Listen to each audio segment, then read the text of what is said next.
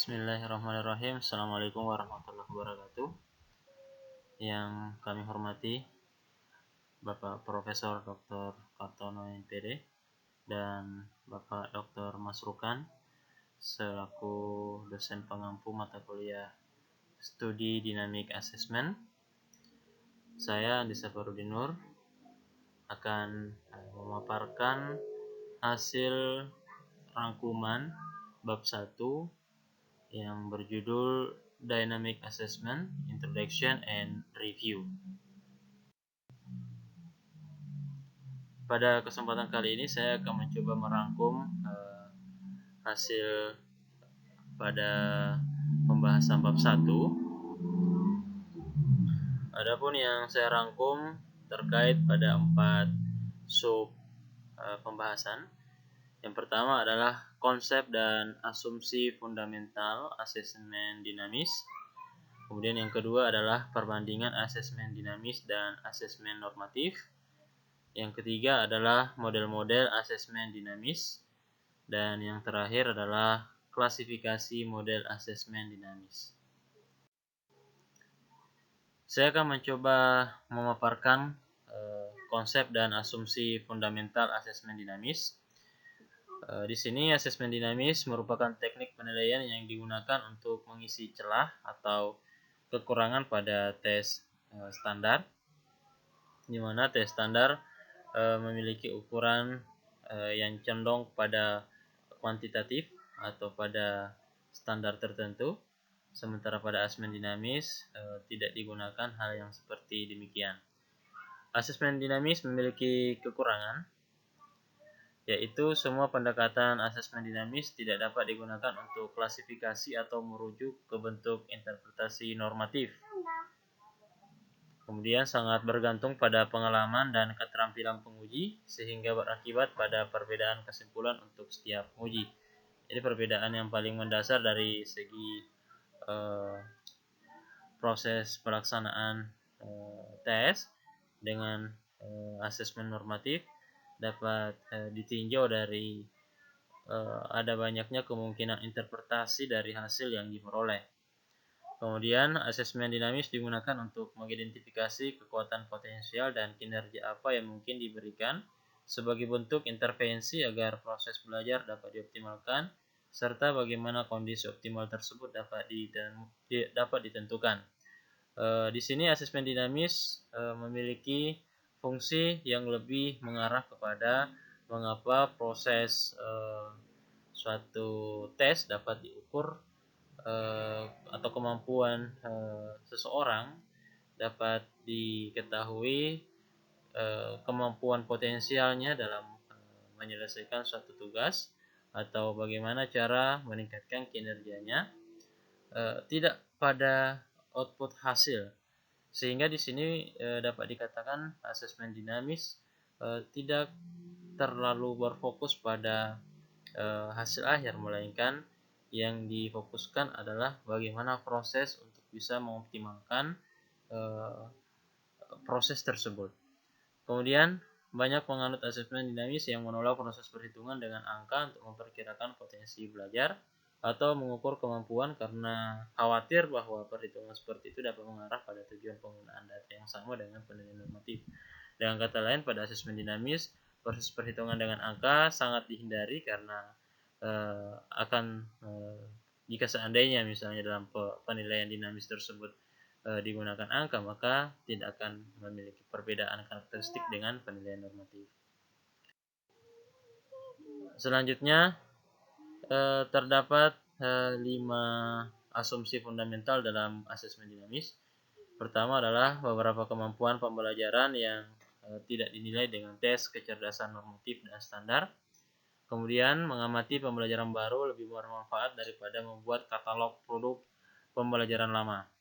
Kemudian mengajar dalam ujian menyediakan cara yang berguna untuk menilai potensi sebagai lawan kinerja.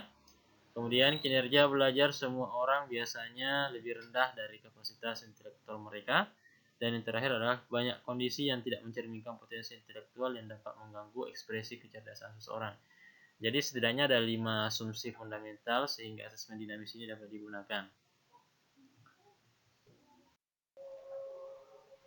Ya, perbandingan asesmen dinamis dan asesmen normatif. Di sini terdapat 5 kriteria yang membedakan antara asesmen dinamis dan asesmen normatif. Yang pertama adalah dari segi pertanyaan utama. Jadi kalau dalam penilaian normatif biasanya difokuskan pada hasil akhir atau bagaimana cara mengkotakkan peserta ujian atau membuat semacam ketentuan apa yang bisa dan apa yang tidak bisa dilakukan oleh peserta ujian. Sementara pertanyaan utama pada asesmen dinamis lebih kepada seperti apa hambatan peserta ujian dalam menyelesaikan tugas tertentu, kemudian seperti apa bentuk upaya untuk mengoptimalkan proses dari seleksi tersebut. Jadi ketika seseorang atau yang diuji mengalami kesulitan, maka yang menjadi pertanyaan utama adalah seperti apa hambatan itu bisa diselesaikan atau kinerjanya dapat dioptimalkan. Kemudian pada hasil asesmen normatif itu menggunakan kriteria tertentu, sehingga biasanya di situ kita akan jumpai ada yang lulus dan ada yang tidak lulus. Sementara asesmen dinamis tidak berfokus kepada kelulusan. Kemudian dalam hal proses pemeriksaan ini juga berbeda. Asesmen normatif sifatnya sangat jelas kisi-kisinya, sementara dalam asesmen dinamis itu sangat tergantung pada penguji atau dalam hal ini yang memberi penilaian. Kemudian interpretasinya juga sangat berbeda dan peran penguji juga posisinya berbeda. Kemudian selanjutnya adalah model-model asesmen dinamis. Terdapat 2 tokoh yang memberikan perbandingan model-model asesmen dinamis, yaitu Haywood. Haywood mengajukan 3 model, yaitu restrukturisasi situasi ujian, kemudian belajar dalam ujian, serta intervensi metakognitif.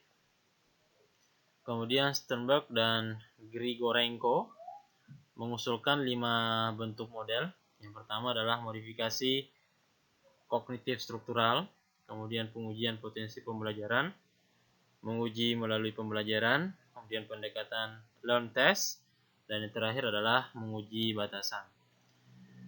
Dan jadi baik Haywood maupun Sternberg Grigorenko memiliki pandangan masing-masing terhadap model-model asesmen dinamis ini.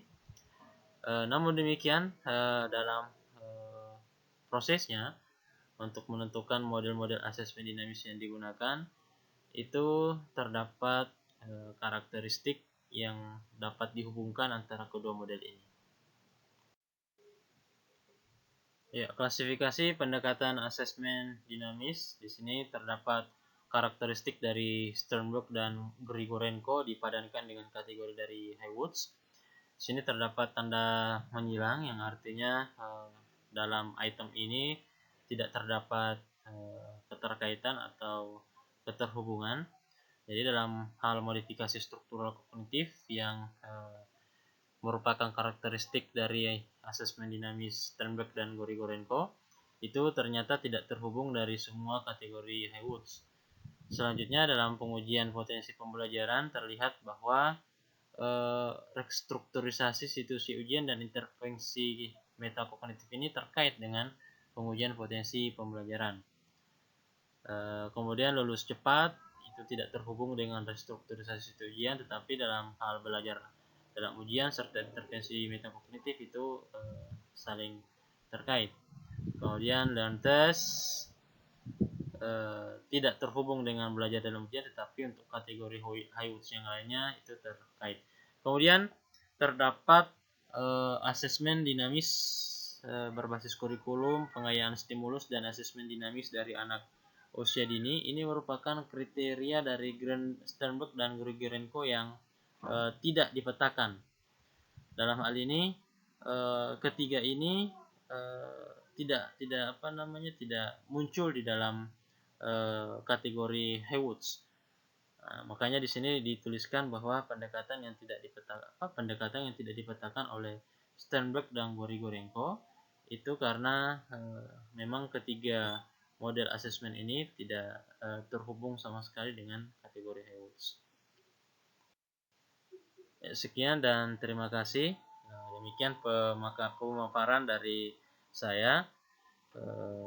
Saya mohon arahan dan bimbingan dari Bapak dosen pengampu serta saran dan masukan dari teman-teman sekalian. Assalamualaikum warahmatullahi wabarakatuh.